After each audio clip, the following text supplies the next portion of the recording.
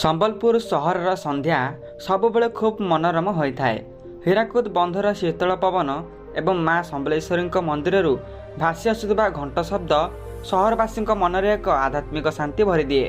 କିନ୍ତୁ ଏହି ଶାନ୍ତିର ଆଢ଼ୁଆଳରେ ସହରର ଏକ କୋଣରେ ଥିବା ମହିଳା କାରାଗାରର ସେ ଉଚ୍ଚା ପଥର ପାଚେରୀ ଭିତରେ ଏମିତି ଏକ ଦୁନିଆ ଥିଲା, ଯାହାର ଭୟଙ୍କର ରୂପ ବିଷୟରେ କେହି କଳ୍ପନା ମଧ୍ୟ କରିପାରିବେ ନାହିଁ। ସେଦିନ ରାତି ପ୍ରାୟ 10ଟା ହେବ। ଜେଲର ଚତୁର୍ଦିଗରେ କଡ଼ା ପହର, କିନ୍ତୁ ଏହି ପହର କଏଦୀମାନଙ୍କ ସୁରକ୍ଷା ପାଇଁ ନଥିଲା, ବରଂ ଜେଲ ଭିତରେ ଚାଲିଥିବା ଅନ୍ଧାରୀ କାରବାରକୁ ବାହ୍ୟ ଜଗତରୁ ଲୁଚାଇବା ପାଇଁ ଥିଲା। ସେଲ୍ ନମ୍ବର 4ରୁ ଏକ କ୍ଷୀଣ କାନ୍ଦଣାର ଶବ୍ଦ ଶୁଭୁଥିଲା। ସେଠାରେ ଥିବା ଜଣେ କଏଦୀ ମହିଳା, ଯେ ମାତ୍ର କିଛି ଦିନ ତଳେ ଏକ ସାଧାରଣ ଚୋରି ଅଭିଯୋଗରେ ଜେଲ ଆସିଥିଲା। ସେ ନିଜ କୋଣରେ ବସି ସକେଇ ସକେଇ କାନ୍ଦୁଥିଲା। ତା ପାଖକୁ ମାଡ଼ି ଆସୁଥିଲେ ଜଣେ ଭ୍ରଷ୍ଟ କନେଷ୍ଟବଳ ଏବଂ ଜେଲର କିଛି ପ୍ରଭାବଶାଳୀ ବ୍ୟକ୍ତି। ଜେଲ ଭିତରେ ଆଇନର ଶାସନ ନଥିଲା, ଥିଲା କେବଳ ଭୟର ଶାସନ। ରାତିର ଅନ୍ଧାରରେ ସେଠାରେ ଏପରି କାଣ୍ଡ ଘଟୁଥିଲା ଯାହା ମାନବିକତାକୁ ଲଜ୍ଜିତ କରିଦେବ। ମହିଳାମାନଙ୍କୁ କେବଳ ମାରଧର କରାଯାଉନଥିଲା, ବରଂ ସେମାନଙ୍କର ଆତ୍ମସମ୍ମାନ ସହ ଖେଳାଯାଉଥିଲା। ସେମାନଙ୍କୁ ପଶୁ ଭଳି ବ୍ୟବହାର କରାଯାଉଥିଲା। କିଛି ବଡ଼ ଅଫିସର ଏବଂ ରାଜନେତାଙ୍କ ଛତ୍ରଛାୟା ତଳେ ଏହି ଭ୍ରଷ୍ଟାଚାରର ଚେର ଏତେ ଗଭୀରକୁ ଯାଇଥିଲା ଯେ କେହି ଏହା ବିରୁଦ୍ଧରେ ସ୍ୱର ଉତ୍ତୋଳନ କରିବାକୁ ସାହସ କରୁନଥିଲେ। ଜେଲ୍ ସୁପ୍ରିଣ୍ଟେଣ୍ଡେଣ୍ଟଙ୍କ ରୁମ୍ରେ ପ୍ରତି ରାତିରେ ମଦ ଓ ମାଂସର ଆସର ଜମୁଥିଲା। ସେଠାରେ ନିୟମ କାନୁନ କେବଳ କାଗଜପତ୍ରରେ ସୀମିତ ଥିଲା।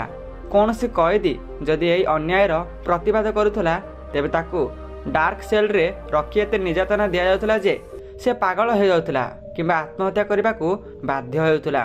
ସମ୍ବଲପୁରର ଏହି ଜେଲ୍ ଜଣେ ସାଧାରଣ ଅପରାଧୀ ପାଇଁ ସୁଧାର ଗୃହ ନଥିଲା, ବରଂ ଏକ ନର୍କ ସଦୃଶ ଥିଲା।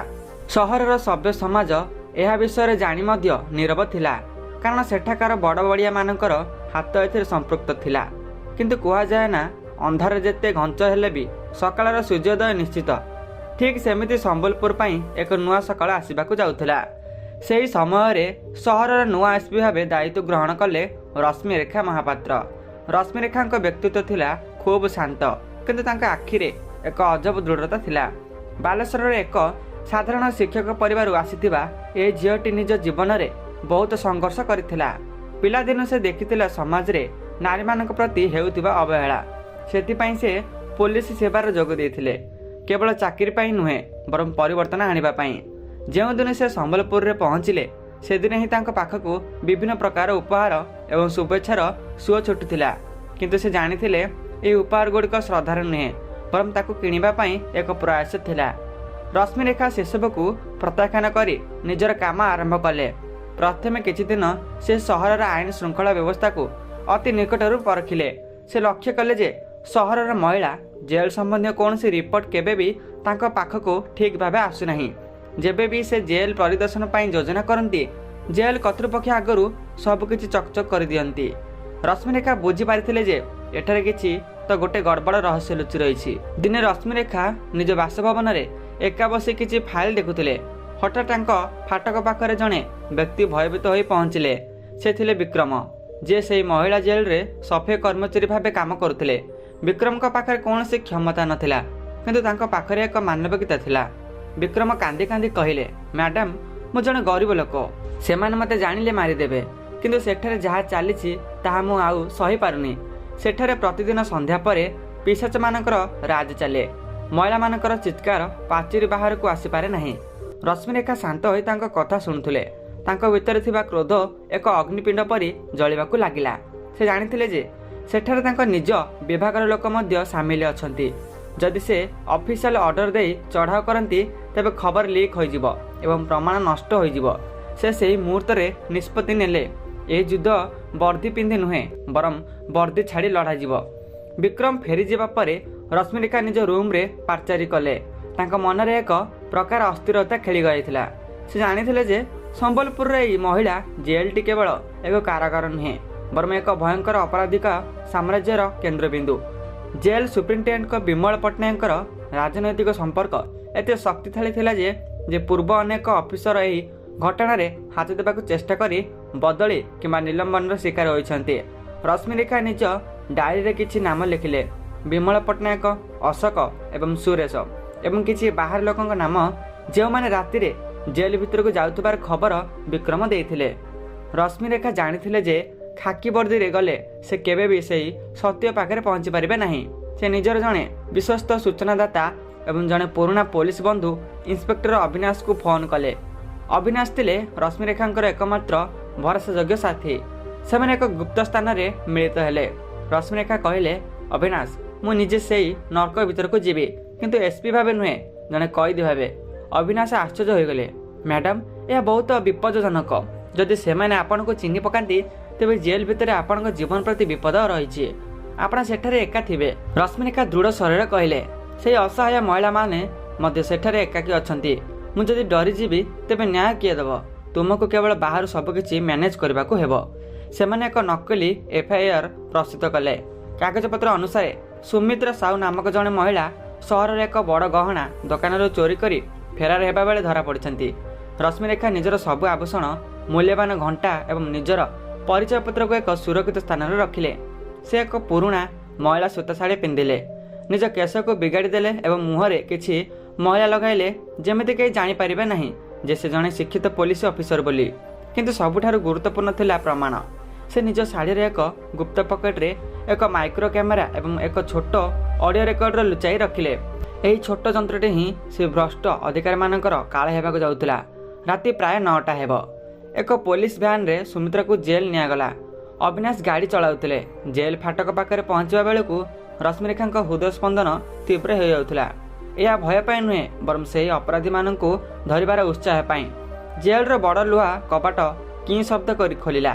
ଭିତରୁ ଏକ ଗୁମୁଟ ଗନ୍ଧ ଏବଂ ଅନ୍ଧକାରରେ ରଶ୍ମିରେଖାଙ୍କୁ ସ୍ୱାଗତ କଲା। ସେଠାରେ ଛିଡ଼ା ହୋଇଥିବା ମହିଳା କନେଷ୍ଟବଳ ରୂପା, ଯେ ନିଜର କ୍ରୂରତା ପାଇଁ ଜଣାଶୁଣା, ସେ ସୁମିତ୍ରାକୁ ଧକ୍କା ଦେଇ ଭିତରକୁ ନେଇଗଲା। ଚାଲ ସାଲି, ବହୁତ ବଡ଼ ଚୋର ହେଇଛୁ ନା? ଏଠିକି ଆସିଛୁ ଯେତେବେଳେ ସବୁ ଚୋରି ଛଡ଼େଇ ଦେବୁ, ରୂପା ଗର୍ଜନ କରି କହିଲା। ରଶ୍ମିରେଖା ନିଜ ମୁଣ୍ଡ ନୁଆଇଁ ଚୁପଚାପ ଚାଲିଲେ। ସେ ଲକ୍ଷ୍ୟ କଲେ ଯେ ଜେଲ୍ର ପ୍ରତିଟି କୋଣରେ ଭୟର ବାତାବରଣ ହୋଇଛି।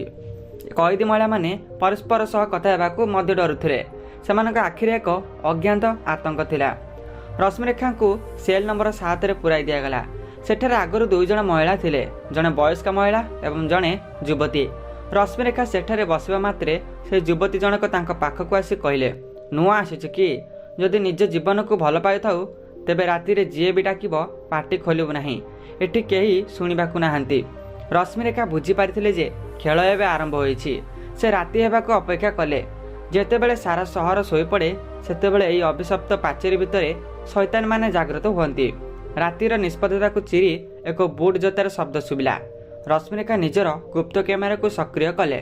ସେ ଦେଖିଲେ ଜଣେ ପୋଲିସ ଅଫିସର ଏବଂ କିଛି ସିଭିଲ ପୋଷାକଧାରୀ ଲୋକ ସେଲ୍ ଗୁଡ଼ିକ ଆଡ଼କୁ ମାଡ଼ି ଆସୁଛନ୍ତି। ସେମାନଙ୍କ ହାତରେ ମଦ ବୋତଲ ଥିଲା। ଅନ୍ଧାର ଭିତରେ ରଶ୍ମିରେଖାଙ୍କ ଆଖିରେ ଏକ ପ୍ରତିଶୋଧର ନିଆଁ ଜଳୁଥିଲା। ସେ ଜାଣିଥିଲେ ଯେ ଆଜି ରାତି ସମ୍ବଲପୁର ଇତିହାସର ଏକ ନୂଆ ଅଧ୍ୟାୟ ଲେଖିବ। ରାତି ପ୍ରାୟ 11ଟା। ଜେଲ୍ରେ ସେଲ୍ ଗୁଡ଼ିକରେ ଲଗାଯାଇଥିବା ମଳିନ ବଲ୍ବ ଗୁଡ଼ିକ ମଧ୍ୟ ଯେମିତି ଭୟରେ କମ୍ପୁଥିଲେ। ସମ୍ପୂର୍ଣ୍ଣ କାରାଗାର ପରିସରରେ ଏକ ଅଜବ ନୀରବତା ଛାଇ ଯାଇଥିଲା। କିନ୍ତୁ ଏହା ଶାନ୍ତିର ନୀରବତା ନଥିଲା, ବରଂ ଝଡ଼ ପୂର୍ବର ନୀରବତା ଥିଲା। ରଶ୍ମିରେଖା ନିଜ ସେଲ୍ରେ ଏକ କୋଣରେ ଚୁପଚାପ ଶୋଇବା ଭଳି ଅଭିନୟ କରୁଥିଲେ, କିନ୍ତୁ ତାଙ୍କର ସବୁ ସେନ୍ସ ବା ଇନ୍ଦ୍ରିୟ ସତର୍କ ଥିଲା। ହଠାତ୍ ଦୂରରୁ କାହାର ଅଟ୍ଟହାସ୍ୟ ଏବଂ ମଦ ବୋତଲ ଖୋଲିବାର ଶବ୍ଦ ଶୁଭିଲା। କିଛି ସମୟ ପରେ ଭାରୀ ବୁଟ୍ ଜୋତାର ଶବ୍ଦ ରଶ୍ମିରେଖାଙ୍କ ସେଲ୍ ଆଡ଼କୁ ମାଡ଼ି ଆସିଲା। ସେଲ୍ ନମ୍ବର 7 କବାଟ କଡ଼କଡ଼ ଶବ୍ଦ କରି ଖୋଲିଲା। ଭିତରକୁ ପ୍ରବେଶ କଲେ 2 ଜଣ କନେଷ୍ଟବଳ, ଅଶୋକ ଏବଂ ସୁରେଶ। ସେମାନଙ୍କ ଆଖି ନିଶାରେ ଲାଲ ଦିଶୁଥିଲା। ସେମାନଙ୍କ ପଛରେ ଜଣେ ସିଭିଲ ପୋଷାକ ପିନ୍ଧିଥିବା ମୋଟାସୋଟା ଲୋକ ଛିଡ଼ା ହୋଇଥିଲା, ଯାହାକୁ ଅଶୋକ ସେଠଜୀ ବୋଲି ସମ୍ବୋଧନ କରୁଥିଲେ। ଅଶୋକ ନିଜ ହାତରେ ଥିବା ଟର୍ଚ୍ଚ ଲାଇଟ୍କୁ ସିଧା ରଶ୍ମିରେଖାଙ୍କ ମୁହଁ ଉପରେ ପକାଇଲା। ଏଇ ଦେଖନ୍ତୁ ସେଠଜୀ, ଏଇଟା ହେଉଛି ଆଜିର ନୂଆ ମାଲ। ବହୁତ ବଢ଼ିଆ ଚୋରି କରେ, ଆଉ ଦେଖିବାକୁ ବି ବେଶ ଚମତ୍କାର, ସେ ଥଟ୍ଟା କରି କହିଲା। ସେହି ମୋଟା ଲୋକଟି ରଶ୍ମିରେଖାଙ୍କୁ ଉପରୁ ତଳୁ ଯାଏଁ ଚାହିଁଲା ଏବଂ କହିଲା, ହଁ ବଢ଼ିଆ ହୋଇଛି। ଏହାକୁ ଆଜି ସୁପରିଟେଣ୍ଡେଣ୍ଟଙ୍କ ସ୍ପେଶାଲ ରୁମ୍କୁ ନେଇ ଚାଲ, ସେଠି ଆଜି ବଡ଼ ପାର୍ଟି ଅଛି। ରଶ୍ମିରେଖାଙ୍କ ଶରୀରରେ କ୍ରୋଧରେ ଏକ ଲହରୀ ଖେଳିଗଲା। ସେ ବୁଝିପାରିଥିଲେ ଯେ ଏହି ମହିଳା ଜେଲ୍ଟି ପ୍ରକୃତରେ ଏକ ଦେହ ବେପାରୀ ଆଡ୍ଡା ପାଲଟି ଯାଇଛି, ଯେଉଁଠାରେ ଅସହାୟ କଏଦୀମାନଙ୍କୁ ପଣଦ୍ରବ୍ୟ ଭଳି ବିକ୍ରି କରାଯାଉଛି। କିନ୍ତୁ ସେ ନିଜକୁ ସଂଯତ କଲେ। ତାଙ୍କୁ ସବୁ ପ୍ରମାଣ ଦରକାର ଥିଲା। ସୁରେଶ ରଶ୍ମିରେଖାଙ୍କ ହାତକୁ ଶକ୍ତ ଭାବେ ଧରିଲା ଏବଂ ତାଙ୍କୁ ସେଲ୍ ବାହାରକୁ ଘୋଷାରି ନେବାକୁ ଚେଷ୍ଟା କଲା। ଚାଲ ସାଲି, ବେଶୀ ନଖରା କରନି, ନହେଲେ ଏଇଠି ଏମିତି ମାଡ଼ ମାରିବି ଯେ ହାତ ଗୋଡ଼ ଭାଙ୍ଗିଯିବ। ରଶ୍ମିରେଖା ଡରିବା ଭଳି ନାଟକ କରି କହିଲେ, ବାବୁ ମୋତେ ଛାଡ଼ି ଦିଅନ୍ତୁ, ମୁଁ କିଛି କରିନି, ମୋତେ କୁଆଡ଼େ ନେଉଛନ୍ତି? ଚୁପ୍ କରି ସାରିଲି, ଏଠି କେହି ତ କଥା ଶୁଣିବାକୁ ନାହାନ୍ତି, ଏଠି ଆମେ ଯାହା କହିବୁ ସେୟା ହେବ। ସୁରେଶ ଗର୍ଜନ କରି କହିଲା। ସେମାନେ ତାଙ୍କୁ ଏକ ଅନ୍ଧାରୁଆ କରିଡର ଦେଇ ନେଇଗଲେ। ବାଟରେ ରଶ୍ମିରେଖା ଦେଖିଲେ ଯେ ଅନ୍ୟ କିଛି ସେଲ୍ରେ ମହିଳାମାନେ କାନ୍ଦୁଛନ୍ତି, କିନ୍ତୁ କେହି ସାହାଯ୍ୟ କରିବାକୁ ସାହସ କରୁନାହାନ୍ତି। ଏସବୁ ଦୃଶ୍ୟ ତାଙ୍କ ଶାଢ଼ୀରେ ଲୁଚିଥିବା ଗୁପ୍ତ କ୍ୟାମେରାରେ ରେକର୍ଡ ହେଉଥିଲା। ଶେଷରେ ସେମାନେ ଜେଲ୍ର ଏକ କୋଣରେ ଥିବା ଏକ ବିଶାଳ ରୁମ୍ ପାଖରେ ପହଞ୍ଚିଲେ। ଭିତରୁ ଜୋରରେ ଗୀତ ଶୁଭୁଥିଲା। ଭିତରକୁ ପ୍ରବେଶ କରିବା ମାତ୍ରେ ରଶ୍ମିରେଖା ଦେଖିଲେ ଯେ ସେଠାରେ ଜେଲ୍ ସୁପ୍ରିଣ୍ଟେଣ୍ଡେଣ୍ଟ ବିମଳ ପଟ୍ଟନାୟକ ଏବଂ ଆଉ 2 ଜଣ ପ୍ରଭାବଶାଳୀ ବ୍ୟକ୍ତି ବସି ମଦ୍ୟପାନ କରୁଛନ୍ତି। ବିମଳ ପଟ୍ଟନାୟକ ରଶ୍ମିରେଖାଙ୍କୁ ଦେଖି ହସିଲେ। କିରେ ଅଶୋକ, କେଉଁଠୁ ଆଣିଲୁ ଏହି ସୁନ୍ଦରୀକୁ? ବହୁତ ଡରୁଛି ଯେମିତି ଲାଗୁଛି। ଅଶୋକ କହିଲା, ସାର୍, ଏ ହେଉଛି ସୁମିତ୍ରା, ଚୋରି କେସ୍ରେ ଆସିଛି। ଏଇଟା ଏମିତି ଡରିବ, ଟିକେ ମଦ ଦେଲେ ଠିକ୍ ହୋଇଯିବ। ବିମଳ ରଶ୍ମିରେଖାଙ୍କ ପାଖକୁ ଆସିଲେ ଏବଂ ତାଙ୍କ ମୁହଁକୁ ଟେକିବାକୁ ଚେଷ୍ଟା କଲେ।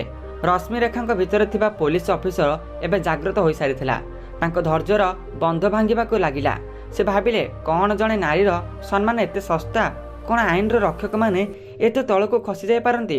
ବିମଳ ଯେତେବେଳେ ରଶ୍ମିରେଖାଙ୍କ କାନ୍ଧରେ ହାତ ପକାଇଲେ, ରଶ୍ମିରେଖା ହଠାତ୍ ପଛକୁ ହଟିଗଲେ ଏବଂ ଏକ ଜୋରଦାର ଚାପୁଡ଼ା ବିମଳଙ୍କ ଗାଲରେ ବସାଇଲେ। ସାରା ରୁମ୍ ସ୍ତବ୍ଧ ହୋଇଗଲା।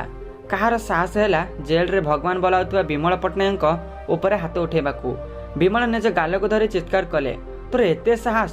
ଅଶୋକ, ଏହାକୁ ବାନ୍ଧି ପକା। ଆଜି ଏହାକୁ ଏମିତି ଶାସ୍ତି ଦେବି ଯେ ସାରା ଜୀବନ ମନେ ରଖିବ।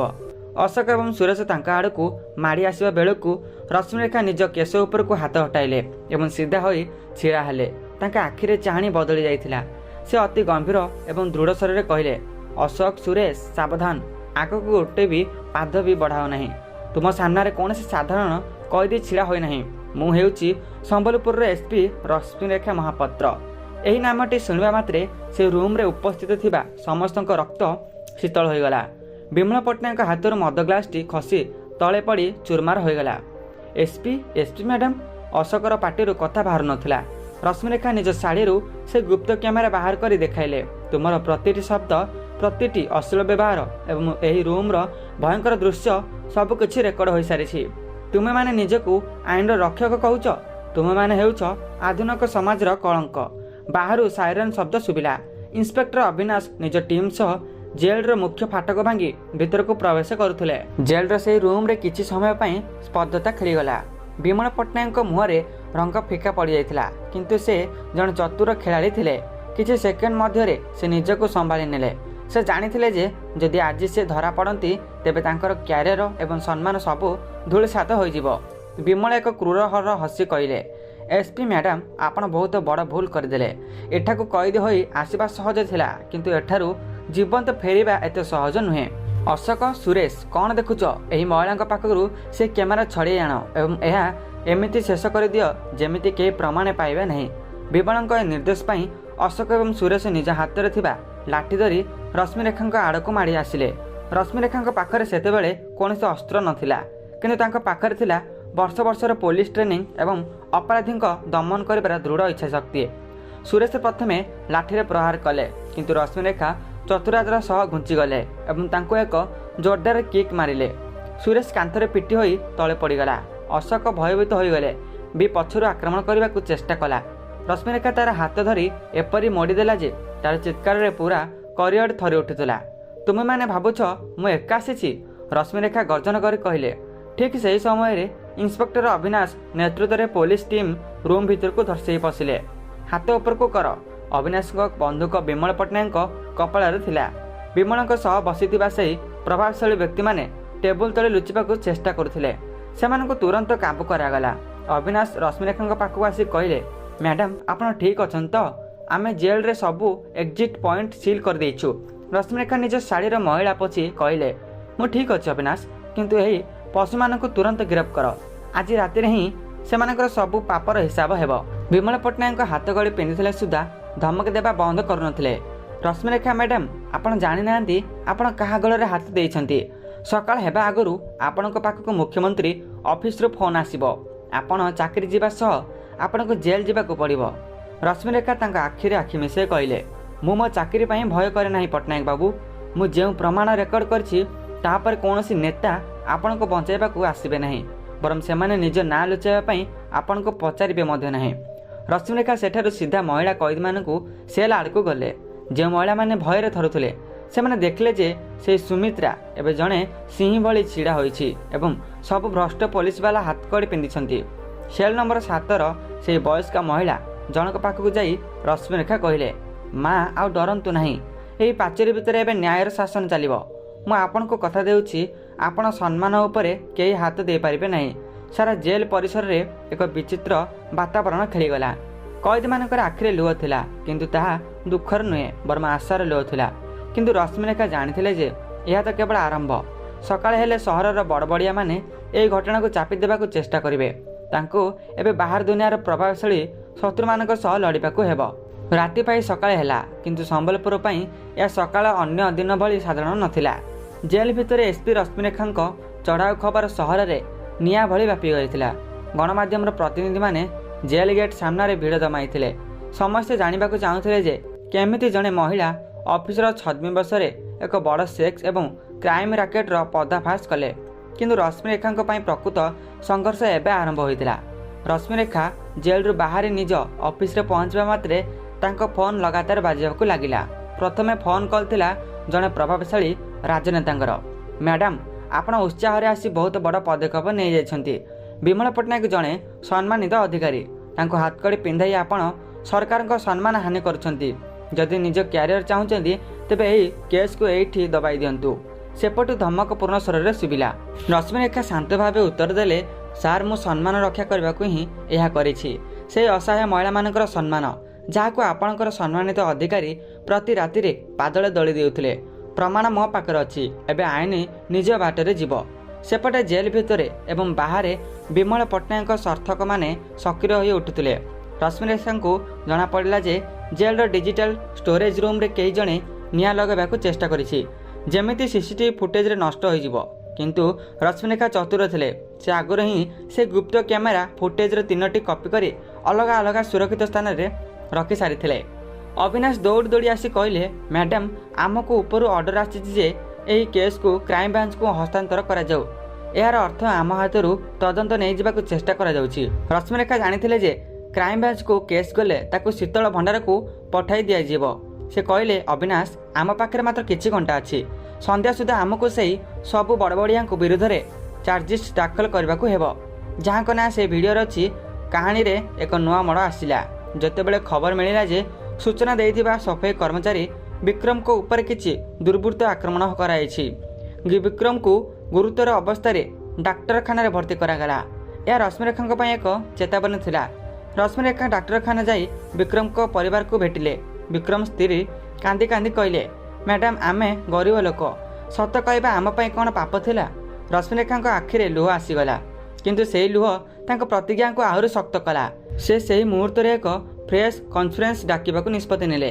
ସେ ଜାଣିଥିଲେ ଯେ ଯଦି ସେ ଏହାକୁ ସାର୍ବଜନୀନ ନ କରନ୍ତି ତେବେ ସିଷ୍ଟମ ତାକୁ ଗିଳିଦେବ। ପ୍ରେସ୍ କନଫରେନ୍ସରେ ରଶ୍ମିରେଖା କୌଣସି ପ୍ରଭାବଶାଳୀ ଲୋକଙ୍କ ଖାତିର ନ କରି ସେ ଭିଡ଼ିଓର କିଛି ଅଂଶ ସାମ୍ବାଦିକମାନଙ୍କୁ ଦେଖାଇଲେ।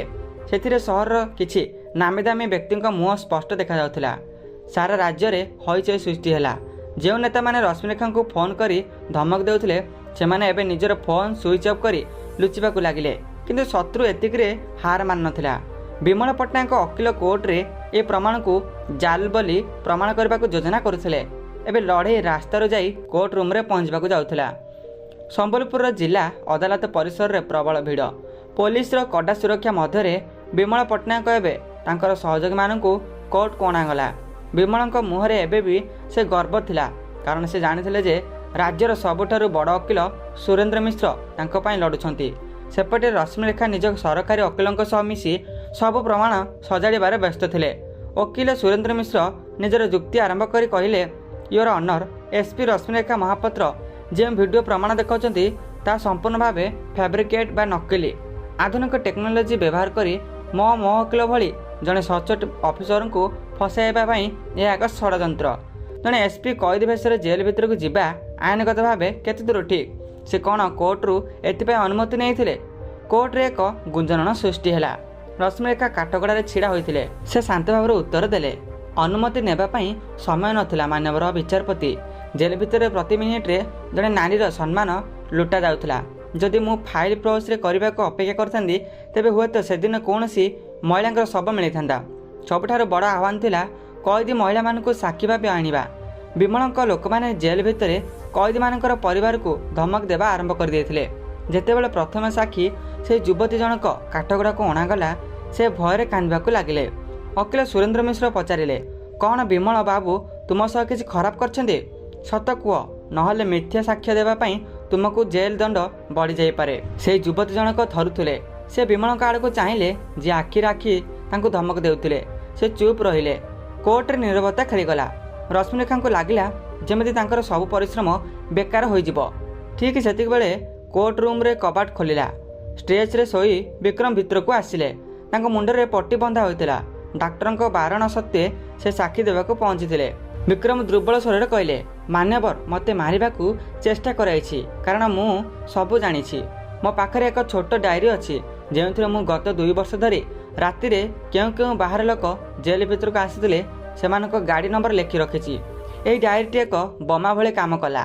ସେଥିରେ ଥିବା କିଛି ନାମ ଏତେ ବଡ଼ ଥିଲା ଯେ ଶୁଣିବା ମାତ୍ରେ ଓକିଲ ସୁରେନ୍ଦ୍ର ମିଶ୍ରଙ୍କ ପାଟି ବନ୍ଦ ହୋଇଗଲା। ବିମଳ ପଟ୍ଟନାୟକଙ୍କ ମୁହଁରୁ ଝାଳ ବୋହିବାକୁ ଲାଗିଲା। ରଶ୍ମିରେଖା କହିଲେ, ମାନ୍ୟବର ଏହା କେବଳ ଜଣେ ଅଫିସରଙ୍କ ଭ୍ରଷ୍ଟାଚାରର କଥା ନୁହେଁ। ଏହା ସିଷ୍ଟମରେ ଥିବା ସେହି କୀଟମାନଙ୍କ କଥା ଯେ ସମାଜକୁ ଭିତରକୁ ଖାଇ ଯାଉଛନ୍ତି। ଯଦି ଆଜି ଏମାନେ ଖଲାସ ହୋଇଯାଆନ୍ତି ତେବେ ସାଧାରଣ ଲୋକର ଆଇନ ଉପରୁ ବିଶ୍ୱାସ ଉଠିଯିବ। ବିଚାରପତି ସବୁ ପ୍ରମାଣ ଏବଂ ବିକ୍ରମଙ୍କ ଡାଏରୀକୁ ଅନୁଧ୍ୟାନ କରିବା ପରେ ଏକ ବଡ଼ ନିଷ୍ପତ୍ତି ଶୁଣାଇଲେ। ଏହି ମାମଲା ଅତ୍ୟନ୍ତ ସାଂଘାତିକ। କୋର୍ଟ ବିମଳ ପଟ୍ଟନାୟକ ଏବଂ ତାଙ୍କର ସହଯୋଗୀଙ୍କ ଜାମିନ ଆବେଦନ ଖାରଜ କରୁଛନ୍ତି ଏବଂ ଏହି ମାମଲାକୁ ଫାଷ୍ଟଟ୍ରାକ୍ କୋର୍ଟରେ ଶୁଣାଣି ପାଇଁ ନିର୍ଦ୍ଦେଶ ଦେଉଛନ୍ତି। କୋର୍ଟ ରୁମ୍ରେ ଉପସ୍ଥିତ ଥିବା ଲୋକମାନେ ତାଳି ମାରି ରଶ୍ମିରେଖାଙ୍କ ସାହସକୁ ସଲାମ କଲେ। କିନ୍ତୁ ବିମଳ ପଟ୍ଟନାୟକ ଯିବାବେଳେ ରଶ୍ମିରେଖାଙ୍କ କାନ ପାଖରେ ଫୁସ୍ଫୁସ୍ ହେଇ କହିଲେ, ତୁମେ ଜିତିନାହ ରଶ୍ମିରେଖା। ଜେଲ୍ ଭିତରେ ବି ମୋର ଲୋକ ଅଛନ୍ତି। ସେହି ମହିଳାମାନଙ୍କ ମଧ୍ୟରୁ କେହି ଜୀବନ୍ତ ବାହାରକୁ ଯିବେ ନାହିଁ। ରଶ୍ମିରେଖାଙ୍କ ମନରେ ଏବେ ବି ଏକ ନୂଆ ଭୟ ସୃଷ୍ଟି ହେଲା। କ'ଣ ଜେଲ୍ ଭିତରେ ସାକ୍ଷୀମାନେ ସୁରକ୍ଷିତ? ତାଙ୍କୁ ତୁରନ୍ତ ଜେଲ୍ ଫେରିବାକୁ ପଡ଼ିବ। ବିମଳ ପଟ୍ଟନାୟକଙ୍କ ସେହି ଶେଷ ଚେତାବନୀ ରଶ୍ମିରେଖାଙ୍କ କାନରେ ବାରମ୍ବାର ପ୍ରତିଧ୍ୱନିତ ହେଉଥିଲା। ସେ ଜାଣିଥିଲେ ଯେ ଜଣେ କ୍ଷତିବିକ୍ଷତ ବାଘ ଆହୁରି ଭୟଙ୍କର ହୋଇଥାଏ। ସେ କୋର୍ଟରୁ ବାହାରି ସିଧା ଜେଲ୍ ଅଭିମୁଖେ ଦୌଡ଼ିଲେ। ତାଙ୍କ ମନରେ କେବଳ ଗୋଟିଏ ଚିନ୍ତା ଥିଲା, ସେହି ଅସହାୟ ମହିଳାମାନଙ୍କର ସୁରକ୍ଷା। ରଶ୍ମିରେଖା ଜେଲ୍ରେ ପହଞ୍ଚିବା ବେଳକୁ ପରିସ୍ଥିତି ଅଣାଦତ ହୋଇସାରିଥିଲା। ବିମଳଙ୍କ ଅତି ବିଶ୍ୱସ୍ତ କନେଷ୍ଟବଳ ସୁରେଶ ଯେ କୌଣସି ପ୍ରକାର ଗିରଫଦାରୀରୁ ବଞ୍ଚିଯାଇ ଲୁଚି ରହିଥିଲା। ସେ ଜେଲ୍ ଭିତରେ ଥିବା କିଛି ଦୁର୍ଦ୍ଦାନ୍ତ ଅପରାଧୀଙ୍କୁ ମତାଇ ସେଲ୍ଗୁଡ଼ିକରେ ନିଆଁ ଲଗାଇ ଦେଇଥିଲା। ସାରା ଜେଲ୍ ପରିସର ଧୂଆଁମୟ ହୋଇସାରିଥିଲା। ସୁରେଶ, ଏହି ପାପରୁ ତୁମେ ବଞ୍ଚିପାରିବ ନାହିଁ। ତୁରନ୍ତ ସେଲ୍ ଖୋଲ, ରଶ୍ମିରେଖା ଗର୍ଜନ କରି କହିଲେ। ସୁରେଶ ହାତରେ ଏକ ପେଟ୍ରୋଲ ବୋତଲ ଧରି ହସୁଥିଲା। ଆଜି ସବୁ ପ୍ରମାଣ ସହିତ ଏହି ସାକ୍ଷୀମାନେ ବି ପାଉଁଶ ହୋଇଯିବେ ମ୍ୟାଡ଼ାମ୍। ଆପଣ କିଛି କରିପାରିବେ ନାହିଁ। ରଶ୍ମିରେଖା କୌଣସି କଥାକୁ ଅପେକ୍ଷା ନ କରି ଧୂଆଁ ଭିତରକୁ ଡେଇଁ ପଡ଼ିଲେ। ସେ ନିଜ ହାତରେ ଜଳୁଥିବା କବାଟକୁ ଖୋଲିବାକୁ ଚେଷ୍ଟା କଲେ। ତାଙ୍କ ହାତ ପୋଡ଼ି ଯାଉଥିଲା କିନ୍ତୁ ତାଙ୍କର ଦୃଢ଼ ସଂକଳ୍ପ ଆଗରେ ସେହି ନିଆଁ ବି ହାର ମାନିଲା। ସେ ଜଣକ ପରେ ଜଣ ମହିଳା କଏଦୀଙ୍କୁ ବାହାର କଲେ। ସେ ସମୟରେ ଅବିନାଶ ପହଞ୍ଚି ସୁରେଶକୁ କାବୁ କରିନେଲେ। ଏହି ଘଟଣାର ମାତ୍ର 1 ମାସ ପରେ ଫାଷ୍ଟଟ୍ରାକ୍ କୋର୍ଟ ଏହାର ଚୂଡ଼ାନ୍ତ ରାୟ ଶୁଣାଇଲେ। ବିକ୍ରମ ଡାଏରୀ ଏବଂ ରଶ୍ମିରେଖାଙ୍କ ଗୁପ୍ତ କ୍ୟାମେରା ଫୁଟେଜ୍ ଆଧାରରେ ବିମଳ ପଟ୍ଟନାୟକଙ୍କୁ ଆଜୀବନ କାରାଦଣ୍ଡ ଦିଆଗଲା।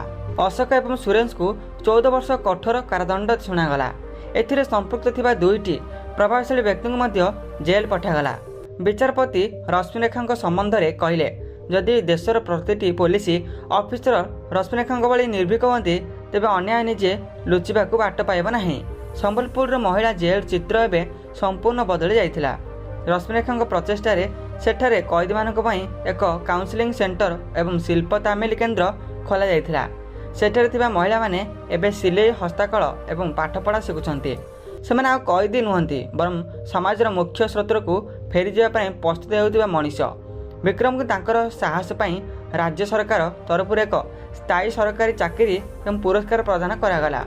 ସମ୍ବଲପୁରର ସେହି କଳା ରାତି ଏବେ ଏକ ଅତୀତ।